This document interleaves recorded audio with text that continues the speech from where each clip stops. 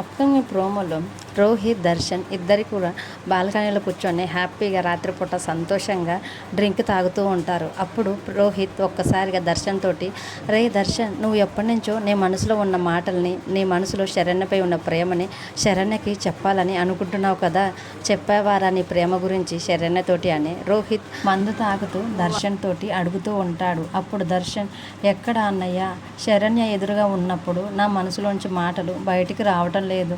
నేను శరణ్యకి నా మనసులో ప్రేమని చెప్దామని చూసినప్పుడు శరణ్య ఎదురుగా ఉండేసరికి శరణ్యకి నేను నా ప్రేమ గురించి ధైర్యంగా చెప్పలేకపోతున్నాను అన్నయ్య అని దర్శన్ కూడా రోహిత్తో అంటూ ఉంటుంటే, అప్పుడు రోహిత్, ఒక పని చేద్దాంరా, నేనే శరణ్య అనుకొని ధైర్యంగా నీ మనసులో ప్రేమని నాతో చెప్పురా అని అనేసరికి, సరే అన్నయ్య, అలాగే ట్రై చేస్తానని అంటూ ఉంటాడు. ఈలోపు రోహిత్ వెళ్ళి ఒక చీర కట్టుకొని వచ్చి దర్శన్ ముందు ఉండేసరికి దర్శన్ ఒక్కసారిగా షాక్ అవుతాడు. ఏంటన్నయ్య ఇదంటే, ఫీల్ రావటానికి నేనే శరణ్య అనుకొని నీకు ఫీల్ రావాలి కదా, అందుకనే చీర కూడా కట్టుకొని వచ్చానని చెప్తూ ఉండేసరికి దర్శన్ ట్రయల్ వేద్దామని అటువైపుగా తిరిగి ఒక గులాబీ పువ్వు పట్టుకొని వెంటనే రోహిత్ వైపు తిరిగి మోకాలపై ఉండి ప్రపోజ్ చేస్తూ ఉంటాడు. అప్పుడే అటువైపుగా ఒకసారి శరణ్య ఒక బౌల్లోంచి నీళ్లు బయటికి పోవటానికి దర్శన్ వాళ్ళు ఉన్న వైపుగా వచ్చి చూస్తుంది.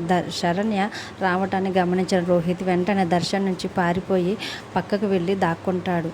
దర్శన్ ఏంటి మోకాళ్ళ మీద ఉండి గులాబీ పువ్వు పట్టుకొని ఒక్కడే ఉన్నాడు అనుకొని శరణ్య దర్శన్ ముందుకు వచ్చి నిలబడేసరికి ఎదురుగా రోహితే ఉన్నాడు అనుకొని దర్శన్ తన కళ్ళు మూసుకొని, శరణ్య, నువ్వంటే నాకు నా మనసులో ఎంతో ప్రేమ ఉంది. ఎప్పుడు చెప్పాలని ట్రై చేసినా కానీ ధైర్యంగా నీకు నా ప్రేమను చెప్పలేకపోతున్నాను.